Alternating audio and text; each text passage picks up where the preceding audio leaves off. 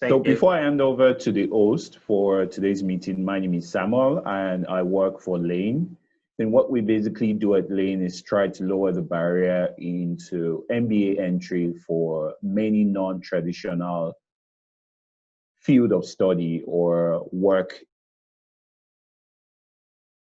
areas. And what I mean by that is there are quite a number of people out there who could be doing or should be doing an MBA, but they're wondering where they will get the funds from. And what we're trying to do is, if you're not stuck on certain list of schools, we're trying to open you up to the possibility of getting into great MBA programs that may not be the top 10, but will cover your expense, cover your funding. I know tons and tons of people who are going to MBA programs without paying a dime. And when I mean not paying a dime, they're not even paying for application fees as well. I don't want you to think that what we're pushing is just, getting into MBA programs that will pay for you. I don't want you to come with the mentality of wanting everything to be paid for. But I understand that there are people, smart minds, whose only challenge is getting the funds they need to cover their MBA expense. Beyond covering the MBA expense, we want to make sure that people are well prepared for the journey ahead of them, seeing the MBA application stage as a marathon and not a sprint. Beyond that, we also have people who are members of Lane who are currently going to be joining various MBA programs this fall, barring the whole COVID experience and all that. And one thing we're looking to do is to continue to keep them in touch and help them understand that there's a community behind them that will constantly support them as they go through the rigor of MBA program. I think the bottom line of all this is putting together people who from now know they have a role to play in reviving Africa, not just Nigeria, but reviving Africa as a continent, and understanding that they should and must have a way of coming back to play a role. And when I say come back, it necessarily doesn't mean physical comeback, but there's a way to come back either politically or economically while you're wherever it is that you're in different parts of the world. And by bringing those people, those like-minded people who are not coming back to the country because their scholarship says they should come back, but they're coming back to the continent because they want to contribute something. Bringing those like minds together and helping them meet each other right now and see each other grow is something we're looking to achieve at Lane. If you would like to be a part of us and you're not on our mailing list, I'm sure Franklin or Amarachi will share the sign-up page that you can log in through, and we'll see you on our WhatsApp group very soon. That said, I'd like to hand over to Franklin, who would be hosting today's webinar. Hi, everyone. Good evening. Thank you, Sam, for setting the precedent for today's meeting. Welcome, everyone, to the Lane webinar. So at Lane here, we try to improve ourselves, and this is where strategy meets purpose. And today we'll be talking about GRE and getting experience from seasoned people, at least in the GRE sense now, who have written the exam and have been able to, have some quite good scores. Some would say very good scores. I do. And we'll be getting to hear their experiences, how they prepared for the exam, and how we can also, chart our own paths to success in GRE as a whole. So without further ado, please make a warm welcome for Imade Iyamu and Opeyemi Sunmola. So Imade and Ope, please kindly unmute yourselves. I'd like you guys to give us a brief introduction about yourself. And I know some people kind of know you guys because you guys are like, big people in your own right. But just give us an introduction of yourself, your own way. Imade and Ope. Okay, do you want to go first? Or should I just go? I think you should go first. Okay. Okay, so my name is Imade. My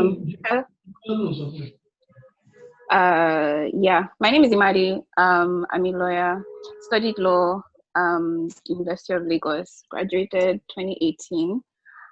Graduated from law school in 2018. Well, my parents are from Edo State. I was born in Edo State. Schooled in Lagos, work in Lagos, live in Lagos. Yeah, that's me. Hi everyone, my name is Opeyemi. Studied chemical engineering at the University of Lagos. After which I worked in engineering for about a year, but then switched to financial services, which I've been doing for about a year as well. All right. Thank you guys for introducing yourself. So we'll just dive right in. So many people are wondering, I'm going to grad school, I'm going to business school, I need to write the GRE because I want to get a good scholarship, I want to secure good funding, I want to get into a good program. But we all know that there are different pathways to business school or to grad school. So why did you choose the GRE over the Gmat in your case? Why did you decide over the GRE and the Gmat?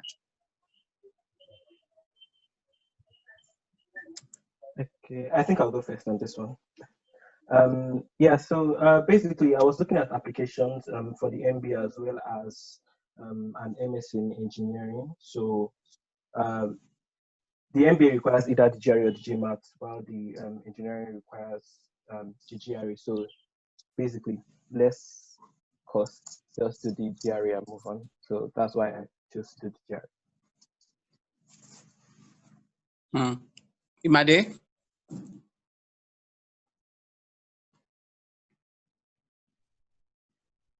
I think you're muted, Imade. Imade, you're on mute. Okay, sorry, I'm on mute. Okay, I was saying, like, for me, I chose the GRE because, okay, so first of all, there's GRE, there's GMAT. Those are the two main exams for B school, and I was always interested more in business school. So I just in doing my research about the structure and the different, like, just the structure of the two different types of exams, I took like a diagnostic test, just like a short practice test in both. And I felt like the GRE played more to my strengths. The GMAT English is a lot more, is a lot lighter than the GMAT English is a lot lighter than the GRE's English. Then I guess on the other hand, the GRE's math is a lot, well, I don't know, I wouldn't say lighter, but it's a lot, it's a different type, or it's kind more of less suited difficult. to what. Well, I wouldn't say less difficult. I would say, okay, maybe less difficult. Fine, less difficult. But like more like it's suited to what I'm good at. I'm not really good at like geometry and like complex types of maths, but I'm strong in like fractions, algebra, that type of math. And that's the bread and butter of GRE. That's like 90% of GRE. So I just felt like it's more suited to what I'm good at than the GMAT. So, and again, the GRE, like you said, it covers a whole of a general graduate programs. So it's a lot more flexible. Like if I decide I want to also apply to another master's program. Yeah, so that's why I chose the GRE. So I think that it's important for you as you're making your choice between the two. Take a test, see the structure, see the kind of questions they ask in terms of content, and also like in terms of content and in terms of type. So, I mean, they could test basically the same content, but the way they'll ask it will be different. So just know what is suited for you so that your practice will be easier. Yeah. Great. One important thing both of you touched on was, finding out what the best fit is for you. Now, I'm going to ask a very big question on everyone's mind as regards GRE is preparation. And even I myself, I'm also studying for the GRE. So how do you effectively prepare for the GRE to have the best results possible? Okay, I'm going to take that one first. So for me, okay, there are a lot of materials out there, right? And I mean, if you just search Twitter or something, you see someone sharing like a whole Google Drive full of like loads and loads of materials. And I did download a whole lot of them. But at the end of the day, I ended up using like 2, maybe 3. I think the best way to prepare is to know the kind of person you are, like what suits you best. Again, like me now, I don't like cramming for anything. Like, it doesn't work for me. It has never worked for me. What works for me is repeating stuff. Like, if I learn something today, I can practice it tomorrow. 3 days later, I practice it tomorrow and see what I've skipped in my memory and everything. I just don't cram stuff. So again, it just, I mean, some people are good at, like, have really, their memories are really sharp and all that. Not like my memory is not sharp, but it's not, I just don't like cramming things. So I know what works for me from school, from law school, from uni. I know that repeating stuff and not cramming works for me, and understanding the principle behind things. And yeah, I think that one is important beyond even your learning style, understanding the principle behind something. Not just practicing thousands and thousands of questions, but every missed question that you have, you know why you got it wrong. For example, someone that practices 100 questions, 50 right, 50 wrong, and you review those 50, you understand why you got it wrong. You can't miss that again. They can't try that trick for you again and you miss it. So you need to like understand what you're in a better place than someone that's done like 10,000 questions and it's all, you didn't even go back and review. You just know that you just got it right. Sometimes you don't even know why you got something right. So it may just be that you just happen to get it right. You don't know why you got it right. So if they bring it to you in a different question format, you're going to get it wrong. So know why something is wrong, and also like know why something is right. So sorry. Makes sense. So yeah, but in terms of like practice materials, I think you should just like know what you're good at. For me, I prefer videos. So I prefer watching people, especially for math, because that was like my weaker point. Especially for math, that was why I like I prefer watching someone solve it. So yeah, I did use Magoosh, like someone said at the beginning. Magoosh is really good, but I regret using Magoosh because how would I say this? It's good to have all these test prep apps and all, but I noticed with Magoosh, like their quant questions, right?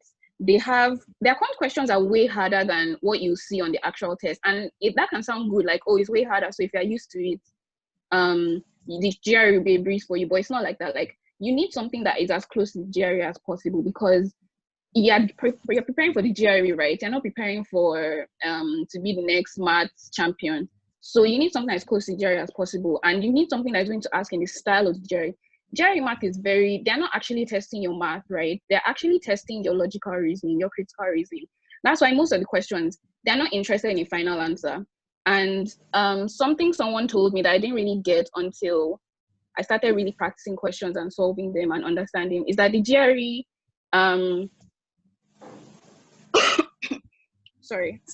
that if you start seeing a situation whereby you have to have all these like complex numbers, like 123 times 726 times 0.23, just know you've done something wrong. The GRE can never get that complex where you have like number, and then you have to go in depth with all these crazy calculations. In depth, it's not like that. It can never be that deep. Right.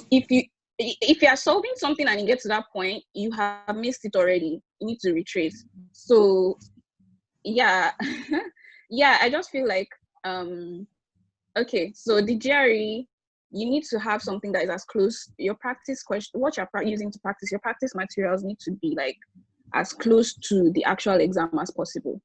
And you can't, so for me, I feel like there are 3 things that are important in GRE prep.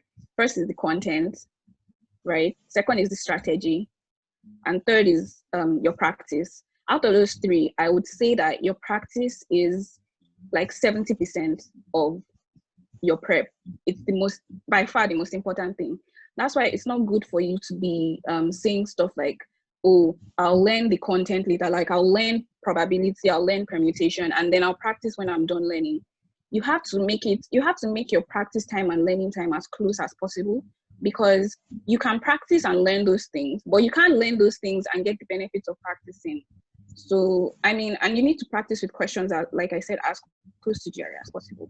So for content, you can always there are so many free like online sources where you can learn maths topics and everything. There are so many of those out there. So just search them and don't try and use so many materials, right? Just know 2 or 3 things are good for you. So for me, I used Magoosh a lot. Like, I think on my tab, I have like 1,200 questions answered. I didn't review all of them. I reviewed maybe like 800 of those. So just try and reviewing everything that you every question you answer, try and be reviewing them, and then space out your learning. Like, yeah, just space out your learning. Like, you don't need to be too. You can't do everything in one day, and you're not learning anything if you're doing it. So just have like maybe 1 hour a day, and that 1 hour, like, you actually practice and focus, right? So yeah, I use Magoosh, and at the beginning, so I studied for like 3 months. A month and a half of that was before the lockdown, and then I kind of got demotivated and I stopped for a while, and then yeah, the next month and a half was just recently. So I recently just wrote the exam. Actually, I wrote it on Wednesday. So for the first month and a half, I had a tutor. He was coming like Saturdays and Sundays, and so it was like 3 hours Saturday, 3 hours Sunday.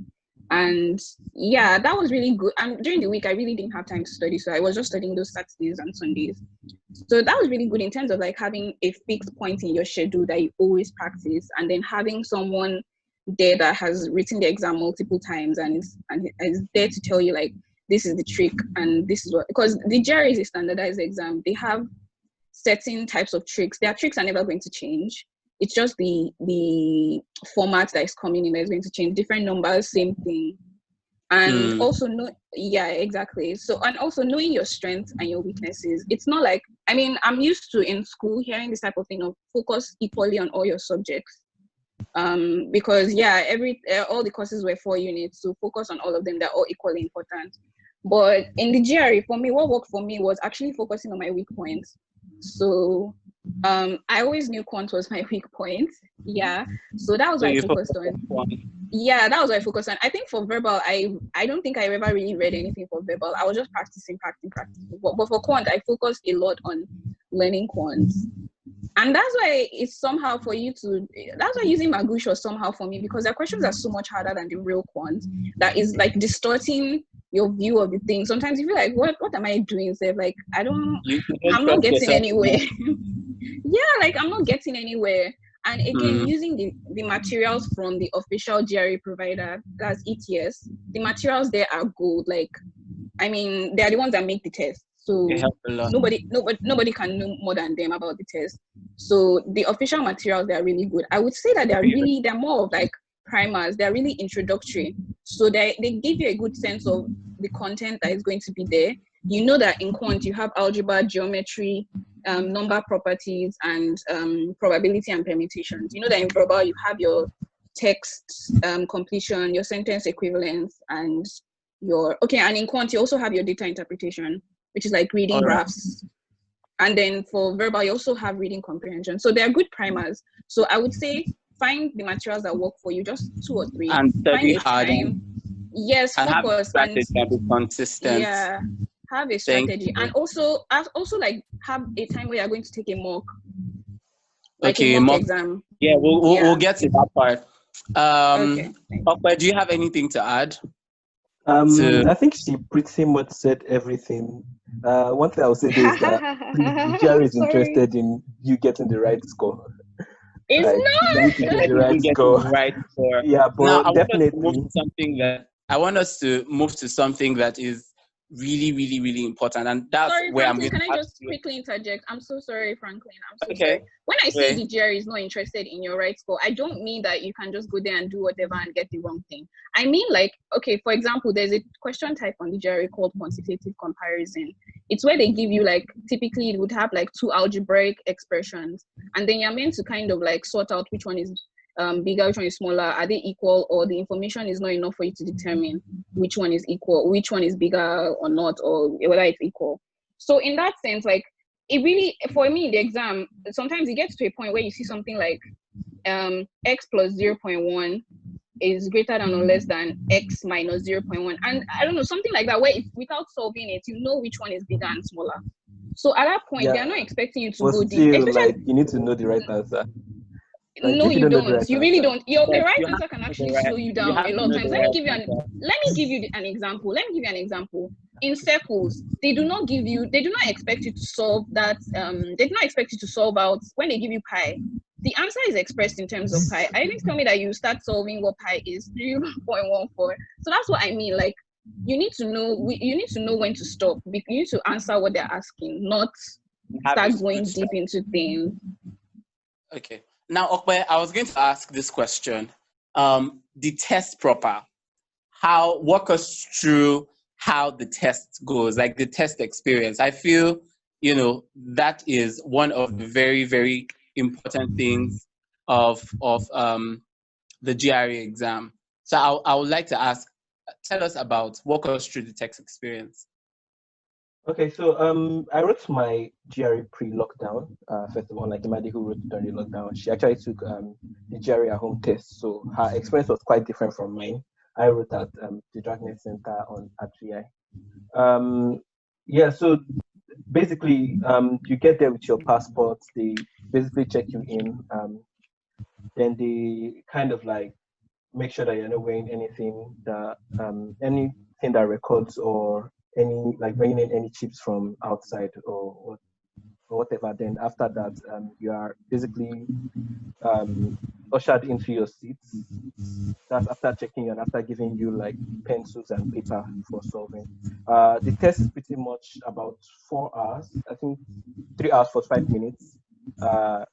With 3 main sections. You have the analytical writing, the reading analytical writing, verbal writing, and quantitative reasoning. Analytical writing comes first. You have 2 sections there, the issue essay and the argument essay. Then you have the verbal and quantitative, of which one of them will be 3 sections, while one of them will be 2 sections. Out of the one that has 3 sections, one of the sections is unscored, but you don't know which one of the 3 will be unscored. So you have to do as well in the 3 of them, basically. So that's pretty much how the exams go. For the quantitative, it's about 20 questions to answer in 35 minutes, while the verbal, 20 questions to answer in 30 minutes, basically. Yeah, so okay. I think one more thing to note would be that for the analytical writing, most people don't focus on this. Analytical writing, you have 2 sections, 30 minutes each, issue essay and argument essay, like I said earlier. But in reality, the issue essay is really an argument essay, but in disguise. So you have to consider like opposing viewpoints when you're writing the issue. Both exams. Exactly. Great. So now, guys, there's something that is really important for you guys to note, and it is that Okwe wrote the exam in the test center. Now, Imade, tell us about your own experience, your test experience, since you did the ETS at home test. And yes, so I'll let Imade. Yeah, thanks. Okay, so I just want to preface it by saying that my experience was really, really bad. And I feel like if you have the choice, if you have the option, so Daniel, Okwe, they've told me that test centers are open. I didn't know that test centers were open, but even then I would still have probably still gone with the online one because I was avoiding going out so much. So I just thought the only option was the at-home one, and it was a terrible experience. I'll be very honest with you.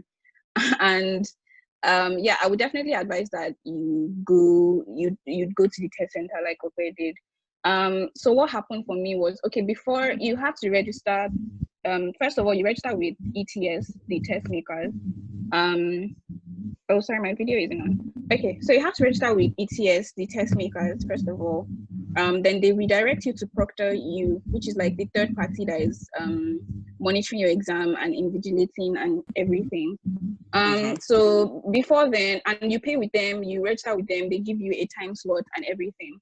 So I thought everything was going to be okay. And then for the online exam as well, you can't use paper and pens. You have to use like a whiteboard or some type of transparent sheet or something. But I used a whiteboard, like a small whiteboard and marker, and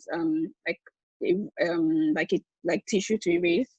So yeah, and okay. So what happened was my time slot was 9 on Wednesday, 9:40. It was terrible, man. Before you can even start, I thought 9:40 latest I'll start 10. Nah, nothing like that.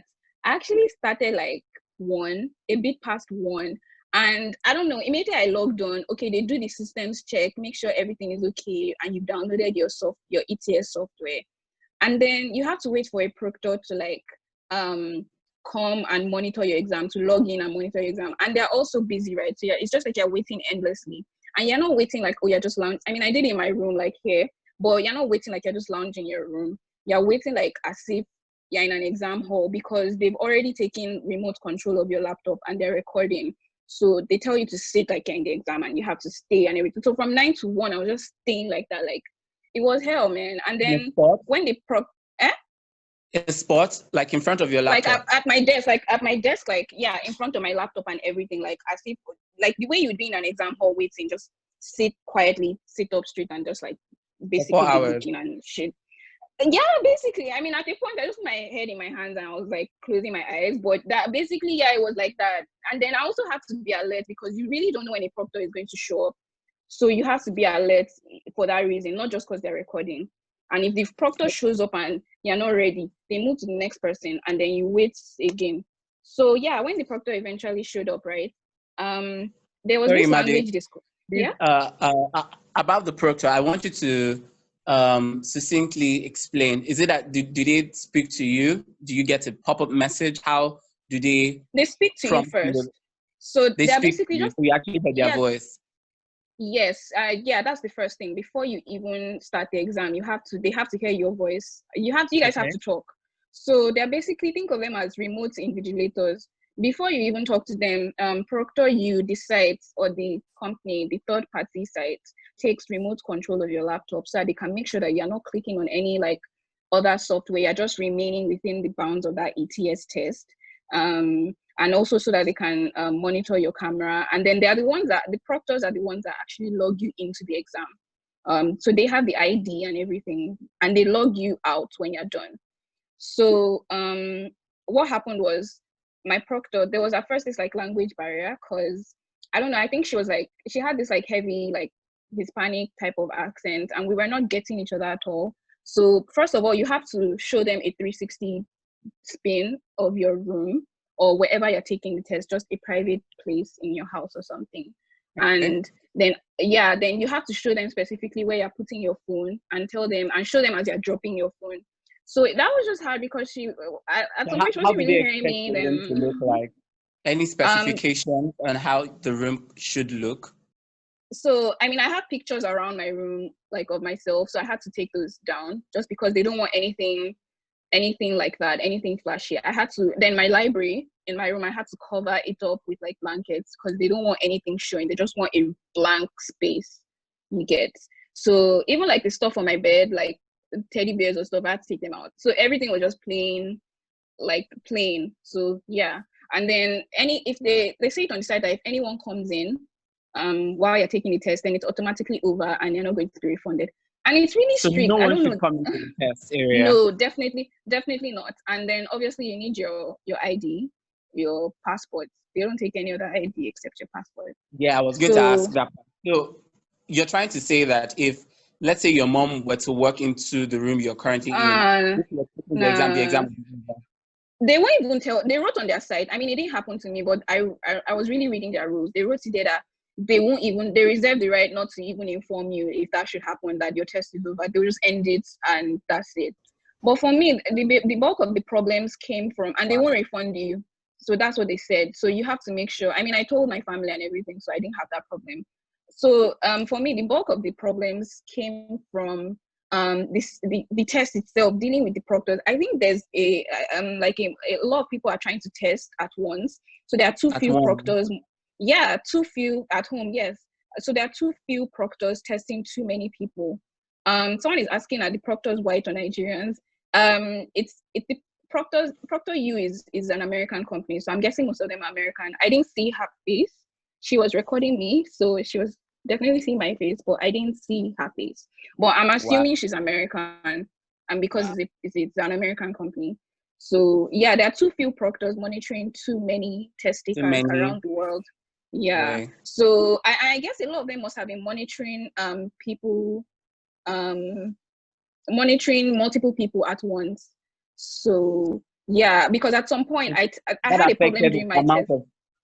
Attention you were getting from the proctor. Yeah, exactly. Because at some point I had to, like, my screen was freezing, right, and my time was going, and I had to use the chat box for the proctor's chat box, like, hello, there's a problem, and nothing. Like I'm just lucky that the thing resolved on its own, because the time was going and she's like, and nothing was coming, no resolution. So I just had to wait for it. It just resolved on its own, thank God. But then if not, like, I'm on my own, because they're not going to give me extra time.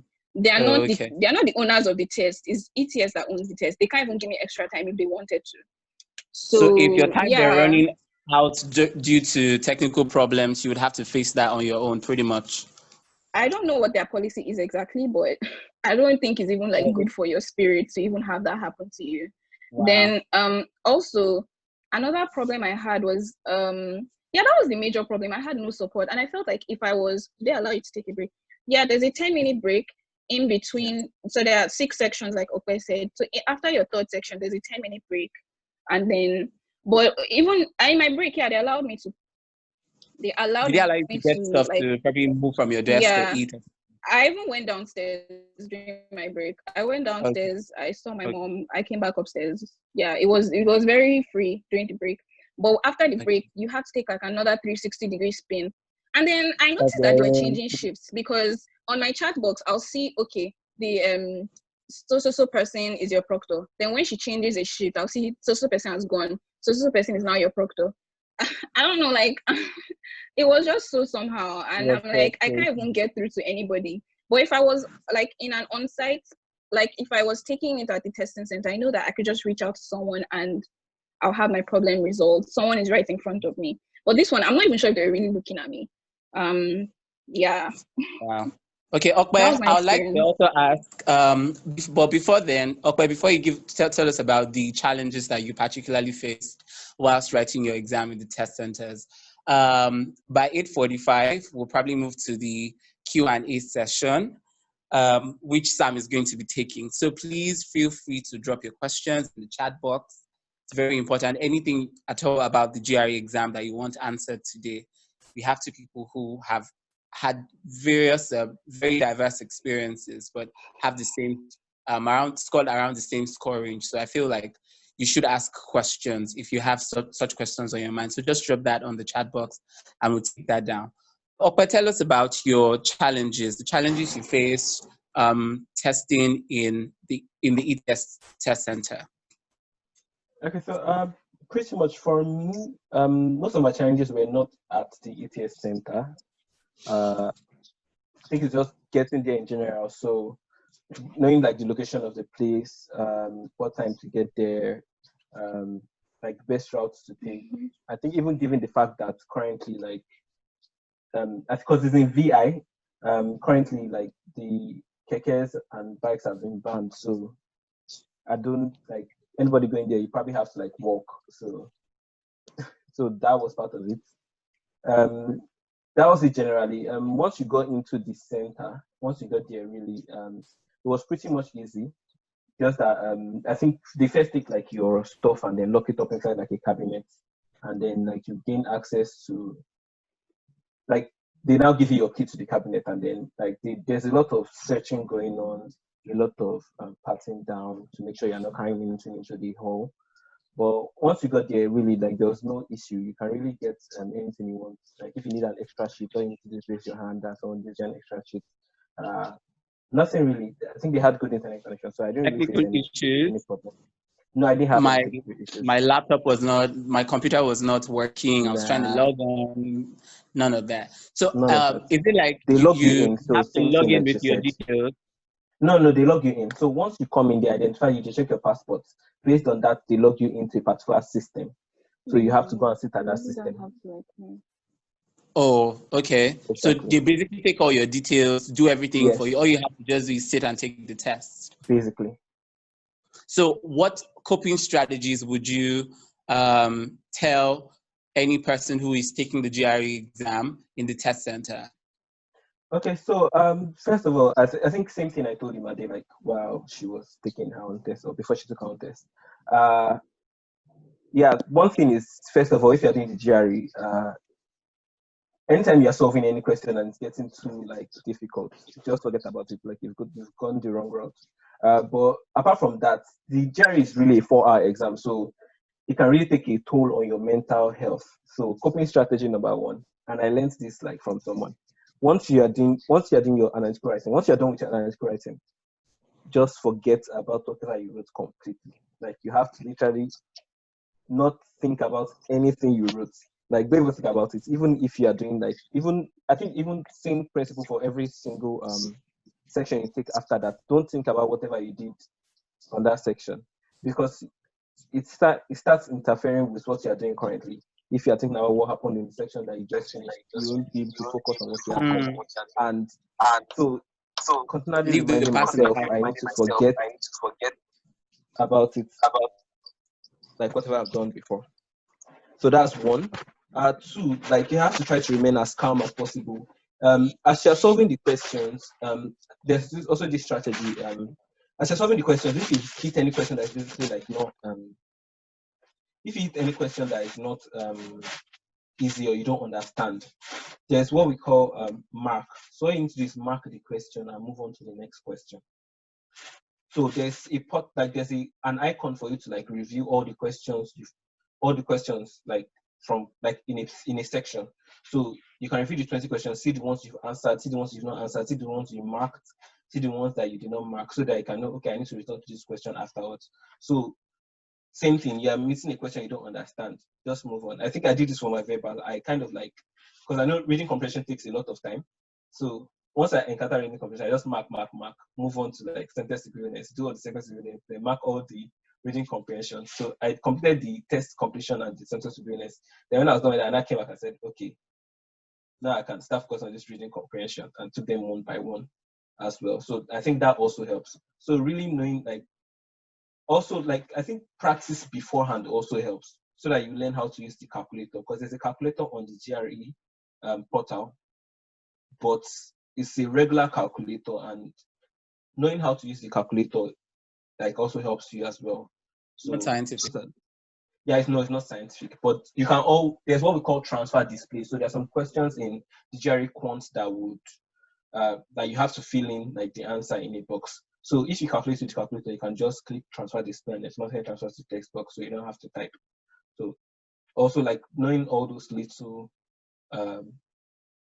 things help in your overall experience as well. So I think that's majorly it. But try to stay as calm as possible throughout, and please take your break. That break is very important. It just helps you like calm down. And that place was cold. It was super cold. Yeah, it was. All right, super thank cold, you. I remember correctly. So There's even that break something helped me. Ope and I were talking about, like apart from Okay. hello? Okay, Yes, yeah, yes. apart from like I was saying like something Ope and I were talking about, like apart from the main break, which is like 10 minutes, like immediately one section finishes and there's this like tab for you to continue. I mean, that's a mini break on its own, because it's not by force to press continue right there. Exactly. So just you can breathe. just take like, yeah, I was doing that a lot because Take a it's a breather. lot. Just take a breather and rest. Like, what strategies would you advise, having done the home test? Because I know specifically that there are some other people that would not be able to access all the testing centers. If someone were to write the exam in their house, in a typical Nigerian household, what strategies would you, or what things would you tell them to do to ensure that they have to ensure that they have the what? The best testing experience? Okay, first off, like obviously, like tell everyone at home, like if you're staying with anyone, tell everyone at home, yeah, I'm writing GRE today. Can you give me the day free? Like, don't talk to me throughout the day. Like, just lock I did lock my door. I mean, even though they said they weren't going to, I did actually lock my door. So, yeah. But like apart from locking your door and like people, yeah, just realize that something is going to go wrong inevitably, if not network, something. So I mean, my network was crazy, was horrible, was terrible. If not that I had my brother around and he just got his Wi-Fi for me, so he just like gave me the password and he just bought it and gave me the password. If not for that, if not for that, yeah, like I don't know what I would have done, because my own Wi-Fi was fucking up. Was sorry, my Wi-Fi was messing up. My my hotspot was messing up as well. So like I don't know what I would have done. That would have been the end. And every time my Wi-Fi goes up, I had to start from the beginning, from the back of the line for a proctor all over again. So just just clear out your room. Take a day out to just clear. That's what I did. I just used the night before to clear out my whole room of everything and anything that could be perceived as giving off information. Cover your library up with something. um, they just clear out your room, and in terms of like how they can stop you, like in terms of their rules and regulations, then yeah, the whiteboard is really important. So I don't know, for some reason that was a struggle to find. I don't know. Until my dad came, I couldn't get a whiteboard. So he was the one that got it for me. I just could not. I just could not get a whiteboard. You have to use a whiteboard unless you have those transparent sheets. I don't know what that is. Whoever has one, okay. But I used a whiteboard, and yeah, for some reason it was really hard to find. And it cannot be those whiteboards that they use in school, like small handheld whiteboards. And for some reason that was really hard to find. Yeah. So yeah, the whiteboard is so that's in terms of rules, but in terms of like mindset, normal whiteboards and break it into small pieces. So it's a small pieces. They're expensive. Anyway, all of you have money. Those big whiteboards are expensive, but the small ones are like 1K. So I mean, if you can get it, that's a lot better. But yeah, I think there's one more thing we spoke about, Imade, actually. The fact that like prior to the test, you have to like settle with yourself and say whatever happens. Honestly, and for me, that was what happened. That was what helped. Okay, so for me, so I took my test on Wednesday, July 1st. The day before that, so that was first. So I would say there are 30 days in June.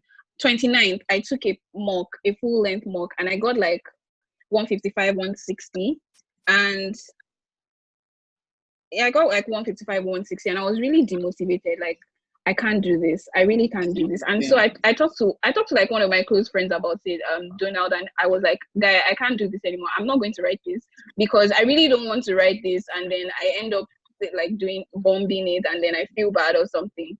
But then it's like, and he was just like, I should just write it because I mean, you've already paid, just take it as a learning experience. In fact, actually, the morning that I was supposed to write like 7, I was already even telling him that, okay, this is how, because I just prepared to write it twice, and I was like, okay, now that I know how it is, I'm going to do this next time. And I was already prepared to take it twice, to be honest, because I felt like because the last mock I just did was so terrible. So I felt like I was just going to I don't know. I was just like, at least let me get like 158 in quant at least. So yeah, you just have to have that mindset. As someone is asking, how many words do you learn for verbal? Is that something we can answer now, or we should wait till the Q&A? To take that in the Q&A. Okay. Okay. Yeah. So thank you guys. Me, I went to the cinemas to just chill.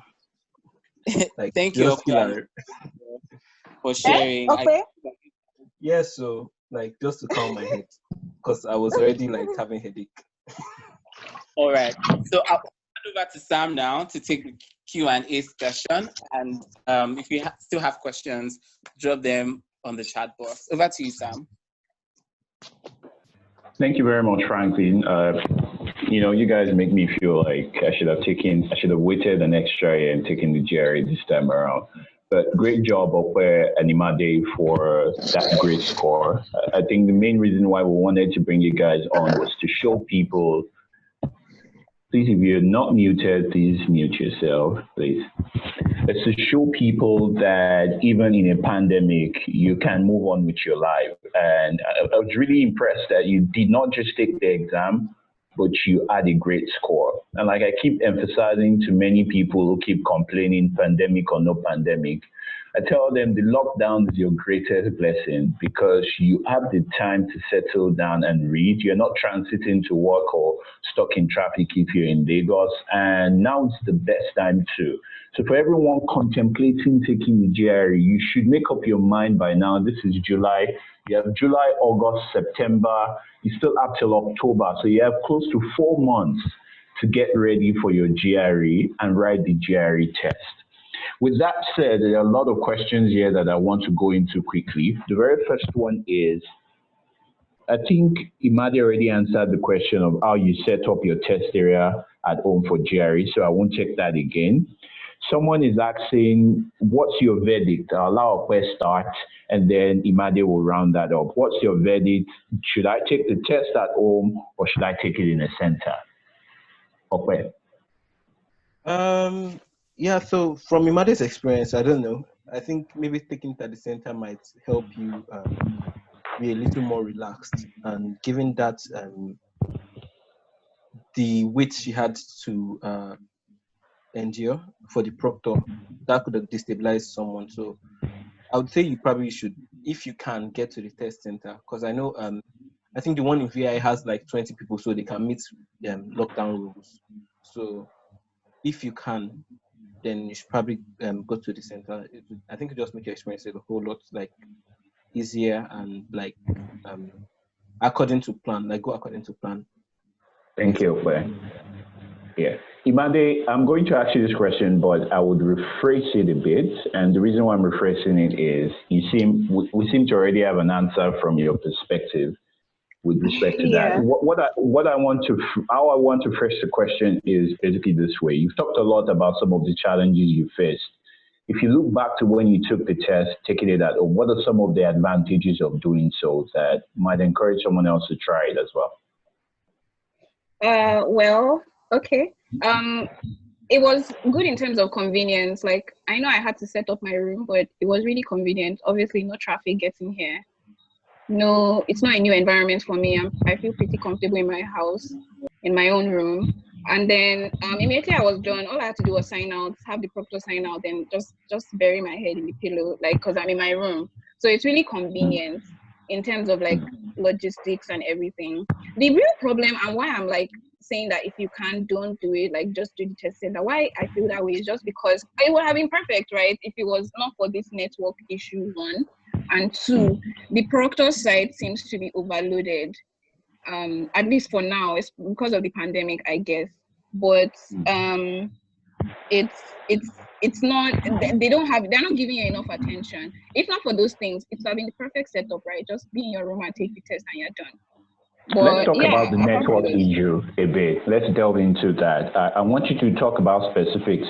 We're Nigerians. I mean, I like to think most of us are Nigerians. So we know all the networks and they're, in quote, let me use the Yoruba word shige shige, and they're nonsense. Let me not use the word nonsense, but you know how unreliable our internet network can be. Walk us through what you started with and what were your backup networks.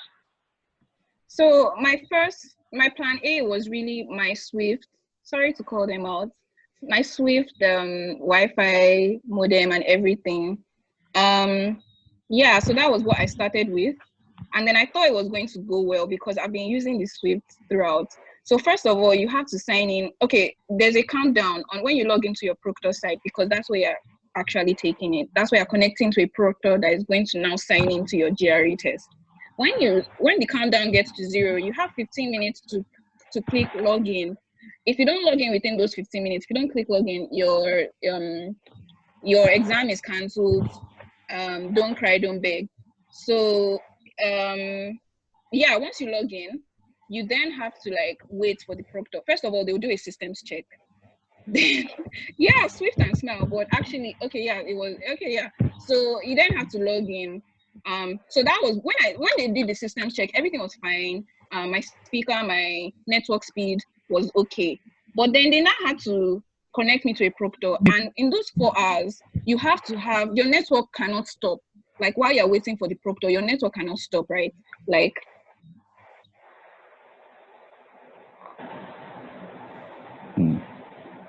I think you mentioned Sweet and Smile, and they decided to. Imade, if we still have you there, if we don't, we will come back to you. I think she's muted. Hello? Okay. Oh my God, sorry, was I muted? Yes, you Oh, were. I'm so sorry. Yeah. Okay, sorry about that. I was just saying that once I don't know, what was the last thing you heard me say? Well, because I talked about. No, you were walking us through the network. You said it was fine. Then you started. You were going to talk about some of the challenges you maybe faced. Yeah, I said about my network connecting between like the wait between like being connected to the proctor and stuff. Yeah, that was the problem. Just that wait between waiting for the proctor, right, and having your proctor come on. It has to be consistent. The minute that your network stops within those hours that you're waiting, you go back to the back of the line. You're disconnected, and then your wait starts all over again. So there was that, and yeah, there was that problem. And then at some point, my network just entirely did not even want to come on. I don't understand. I now tried to use my hotspot on my phone. No luck. So I mean, I was lucky that my brother didn't go out that day, and he had his own what's it called, SpectraNet. So that was flawless. That stayed with me from the wait till after the proctor logged in to everything. So yeah, that was good. That the SpectraNet helped me. Yeah. Thank you. Thank you very much for that. I want us to delve into electricity, and then we'll come back to you, where I have a very good question for you. Before that, I think the lesson here is village people are everywhere. So have multiple internet connection at your disposal. Your smile that is working yesterday might not work today. So have your smile, have multiple. If you have to borrow internet for that 4 hours, gather as many as 5 and put them on. Imade, electricity, how did you stay connected for over 4 hours?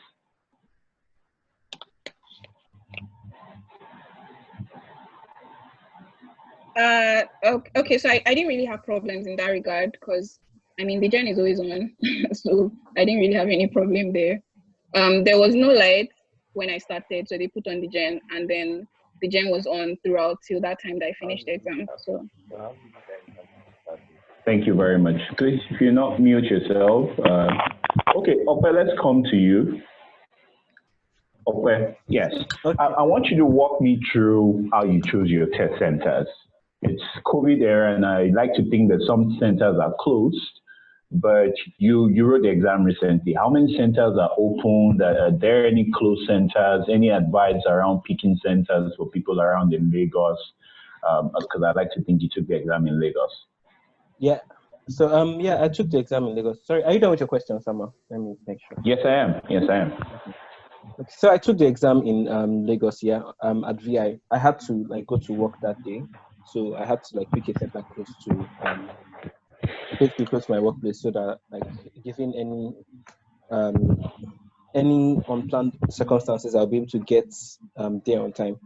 And yes, I did have some circumstances, so that was one. But basically, I know of 2 centers in Lagos, one in VI and one in, I think one is in VI, the second one is in on Ikorodu Road near Anthony. The one in VI, really, that day, I think we're just 20 people or so that came for the exam. So, and it's really a small hall. So I know they can meet the COVID center. So currently, based on what I know about centers being open, I know the VI center is open based on because I was helping someone check on the ETS website. So I know that the VI center is open and they're running on multiple days. I think in July alone, they're probably 3 days in the last week. So I know they're running on multiple days. So you can just check the ETS website, basically. That's where you'll be able to see what centers are available and on what days they're available if you register. So you can. All right, thank you. Thank you, Ope, for that. Imade, we're coming back to you because I see you're ready with your whiteboard. Someone asked a question, how do you use the whiteboard and what do you use it for? Okay, yeah, so I went to go and get the whiteboard just so we can have an idea of what I'm talking about. So this is the whiteboard I used. I don't know, can you see it?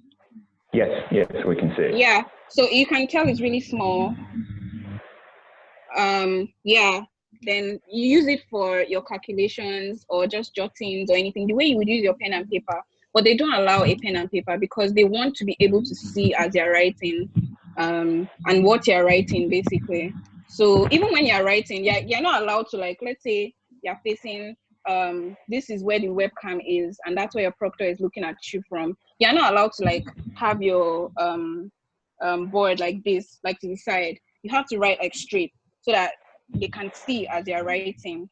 So yeah, it's just for them to have an idea of what you're writing. So the most important thing is for your proctor to be able to see what you're writing down. Yeah, and it depends on the mood or the type of proctor you have. The first proctor I had was not so stringent about it, so I wasn't even aware that they wanted you to face front like that. It was my second proctor, the one that came in after her shift. The first one shift ended. That was more.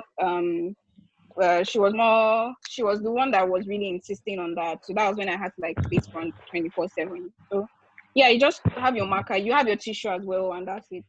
That's all. Thank you very much. There are many questions around. Okay. So I just checked, and I can see that every day in August, like the test center is people open like almost every day. Like so if you want to do a test in the if you want to do your test in test center, like you can go that route as well. Thank you very much.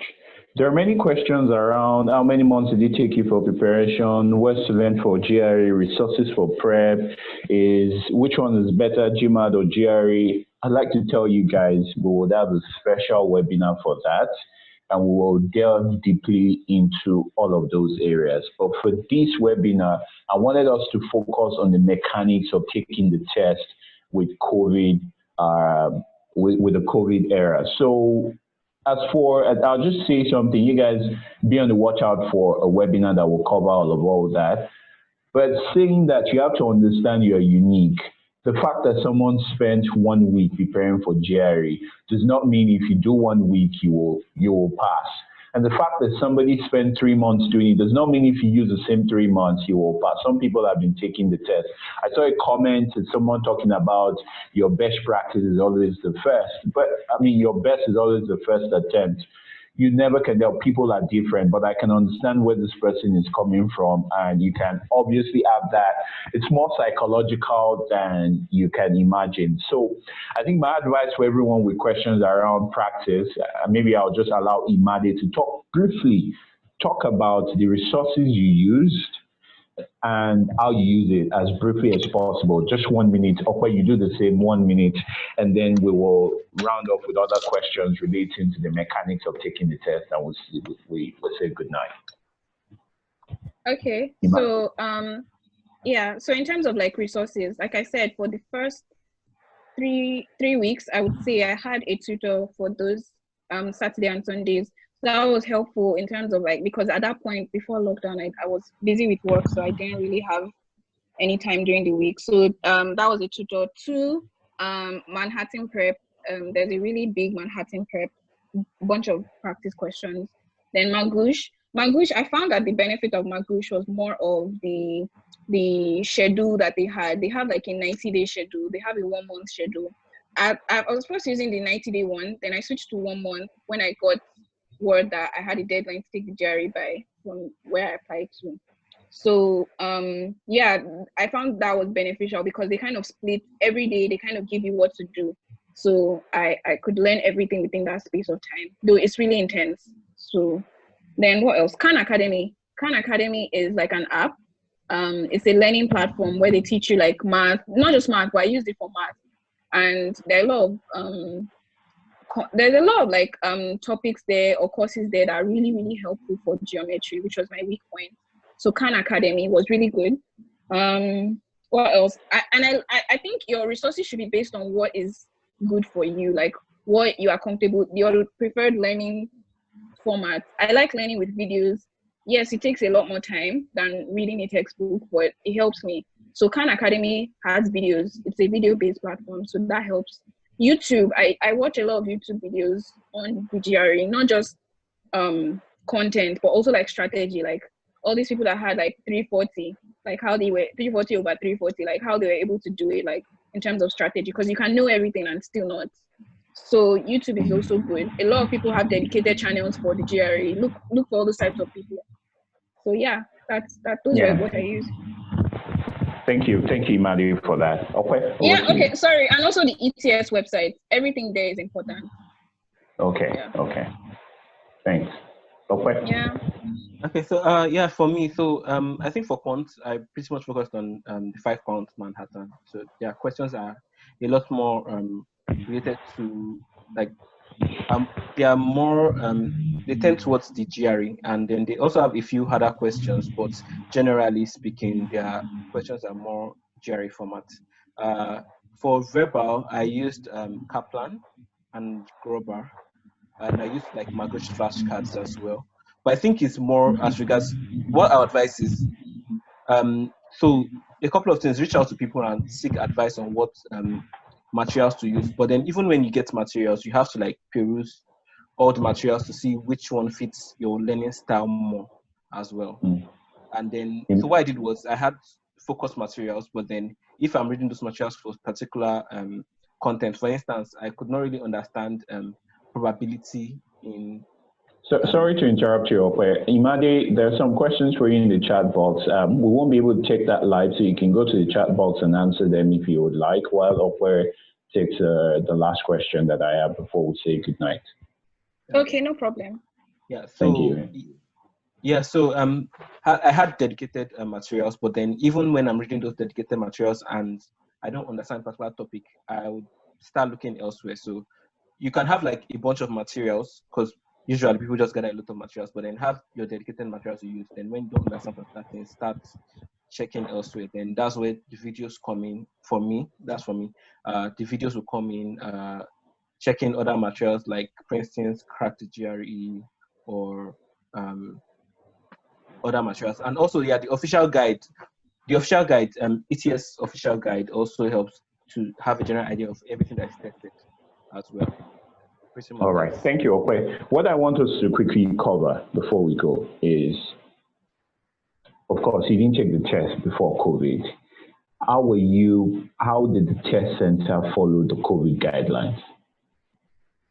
So pretty much, I think for me, like, I was at the test center before COVID, but given the whole lockdown rules and everything, I don't think there's much of a difference in reality, because first of all, when we came in, I think the only thing would probably be, when we came in, we were told to sit down. Like, there were these chairs that we were told to sit down on, and then they basically like checked everybody one by one, after which we had to enter the hall. And entering the hall, we really entered like singularly. So they come and call your name, and then they search you, and then you enter. It was really spaced out as well. So I don't think they have much to do as regards the COVID guideline. I don't think like it's really a problem. And yeah, based on what I saw online too, that's the only center that is open in Lagos. So I don't think they have much to do. So I don't think it's something you should be worried about. I think all you need to be worried about is getting to your test center on time. Thank you, Ope and Imade,